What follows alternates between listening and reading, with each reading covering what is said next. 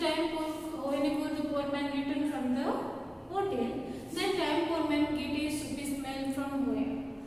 So after that time, the poor man, because of the smell of soup, the poor man feel very hungry. And whenever the poor man look at outside from the inn, that time the poor man sees there is a huge cauldron over the fire, and in this cauldron the soup is cooking. And the poor man go there and bend over the cauldron and took a deep breath of smell of soup. That time, at that moment, the innkeeper came out from the inn and held the poor man's hand. After that, the innkeeper asked to poor man, "You paid money for the smell of soup." After that, the poor man said, I had no money." So we know that poor man had no money, so that he paid some food to the innkeeper. And the poor innkeeper dragged the poor man to the Naresuddin Orja. Naresuddin Orja was a judge. So whenever they both are going to the Naresuddin Orja, the Naresuddin Orja listened both carefully. After that, Naresuddin Orja asked to the poor man, "You had no money?" So that poor man said that I had no money. So students, today I am going to discuss with you last paragraph of this chapter. So all of you look at your book. First of all, I read this paragraph. After that, I will explain you one by one sentence. Then Orja turned to the innkeeper. "So you insist being paid for the smell?" "Indeed, I do," said the innkeeper. The judge drew some coins from his pocket and asked the innkeeper to come closer. Orja held the coins in his hand gently. The coins ran together and made a tinkling sound. "You may go now," he said. The innkeeper said angrily, "But my payment?" "This man here took the smell of soup," said Orja, "and you have been paid with the sound of the money. Now you may go." The poor man grinned happily. So students, look at here. Whenever Orja listened to both men carefully. After that, Orja asked the poor man, "Did you have money?" So that time the poor man told that I had no money. Then the Orja turned to the innkeeper. Mr. Orja, the judge Orja, turned to the innkeeper. "So you insist being paid for the smell?" That time Mr. Orja, Judge Orja, strongly asked to the innkeeper, "You being paid for the smell? Do you want to take money for the smell?" "Indeed, I do." So students, indeed means surely. That time the innkeeper told to the Mr. Orja, Judge Orja, "Surely I want." Said the innkeeper. Who said this line? Said innkeeper. The judge drew some coins from his pocket and asked the innkeeper to come closer. At that time, the judge, who was the judge? Naresuddin Orja. The Naresuddin Orja drew some coins from his pocket. The Orja drew some coins from his pocket and asked the innkeeper to come closer. And that time Mr. Orja, the Judge Orja, told to the innkeeper, "You come closer to me." And the Judge Orja, drew some coins from his pocket. Orja held the coins in his hands gently. That time the Judge Orja held the coins in his hand gently. The coins ran together and made a tinkling sound. Such students, you know that whenever you held some coins in your hand and you shake your hands, you rub your hands, the coins make a sound. What is the name of sound? Tinkling sound. Okay? Whenever the Judge Orja pulled some coins in his hand and rubbed the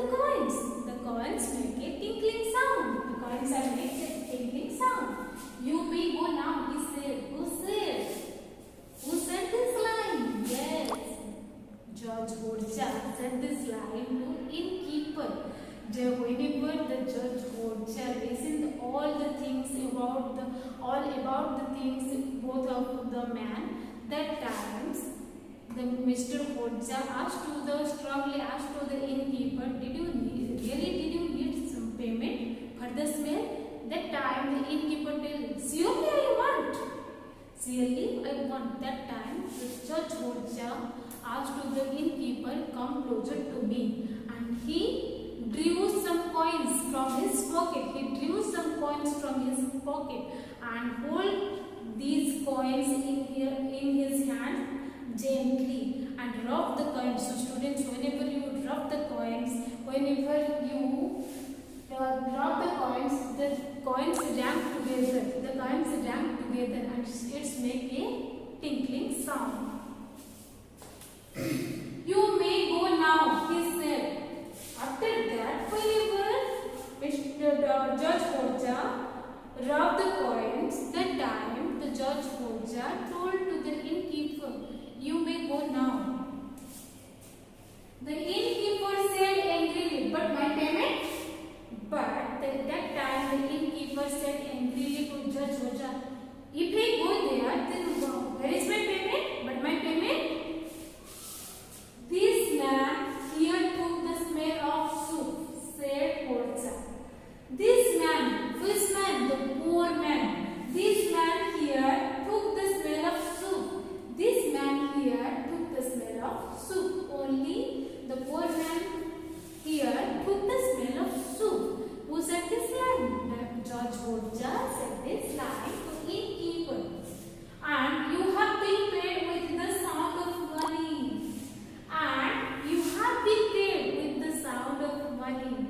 So students, look at here, the Judge Horja is a very wise man. Is it no?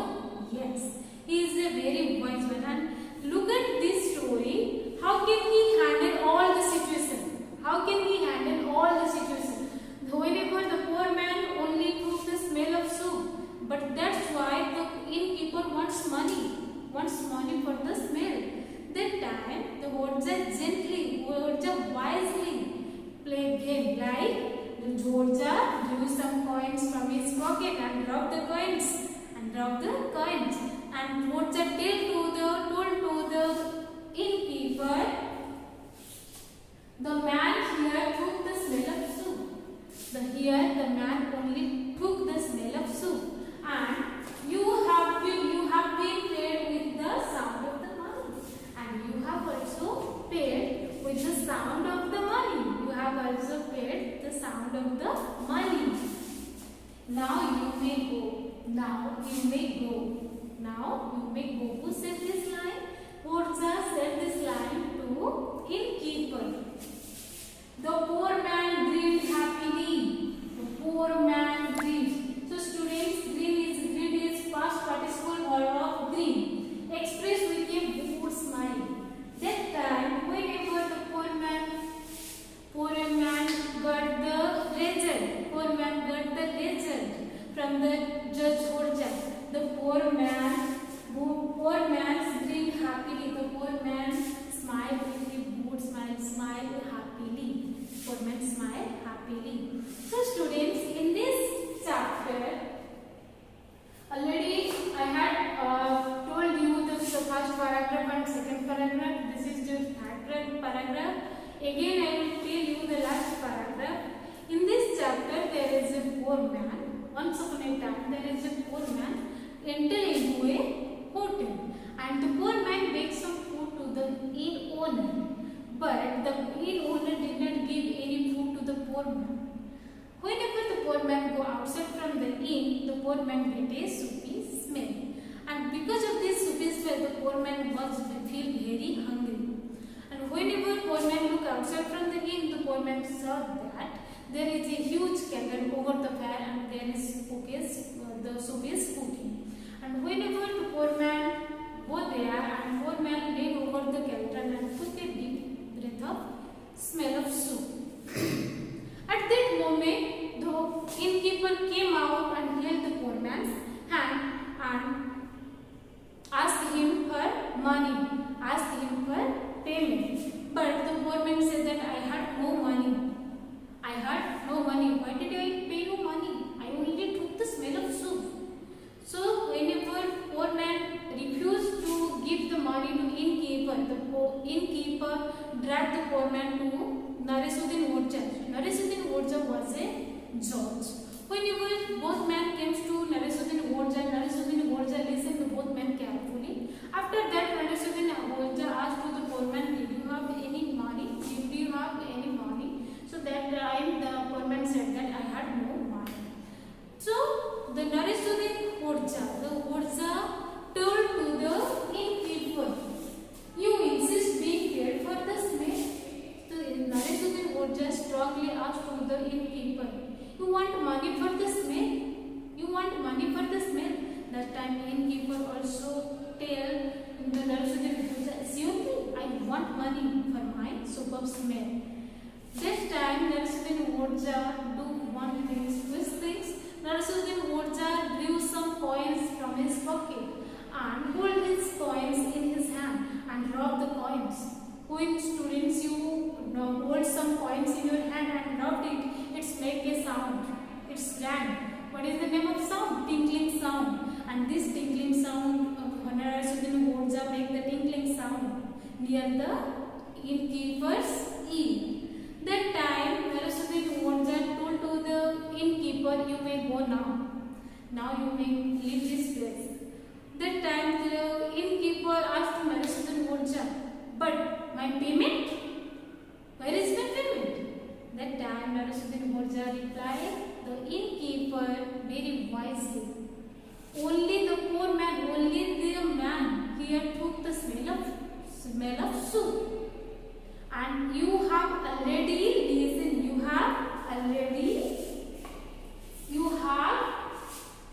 have been paid. You have been paid with the sound of money, and you have been paid the sound of the money. You have listened the sound of money, so you paid your money. You paid your payment. You may go." That time Narisuddin Orja to the innkeeper, "Now you may go. Now you may leave this place." After that, the poor man smiled happily. So students, in this story, we learn that a wise man can do everything. Look at the Narisuddin Orja. Narisuddin Orja controlled the situation, but really it's true. How can a innkeeper can take the money from the poor man? Only the poor man took the smell of soup. Is it correct? No. So that Narisuddin Orja controlled the situation very wisely. And another thing, students, education is very important in our life. Yes or no? Yes. Education is very important in our life. But because education, why do you come to school? First of you tell me. Yes, you come to school to learn some new things. How to talk with your elder, how to talk with your younger, how to talk with your teacher, how to talk with your friends. You learn from the education. So students always want to be a good citizen. Don't did well for a good job, for a better job. Always want to be a good citizen. In the story, I want to tell you, the innkeeper has a small hotel, and he had made very different delicious dishes in his hotel. Yes or no? Yes. If the poor man makes some food, is it correct? Is it correct to return him? If we saw a poor man and he or she beg us some food, is it right or wrong to give them food? Yes. If you saw a poor man on the outside from your home, outside on the road, then if he or she beg you some food, you give some food. You have to bound to give some food, because they have no money. If you have not food, how can you give him? But if you have, you can do it. If you have foods, you can give him. You can give them. Okay, students.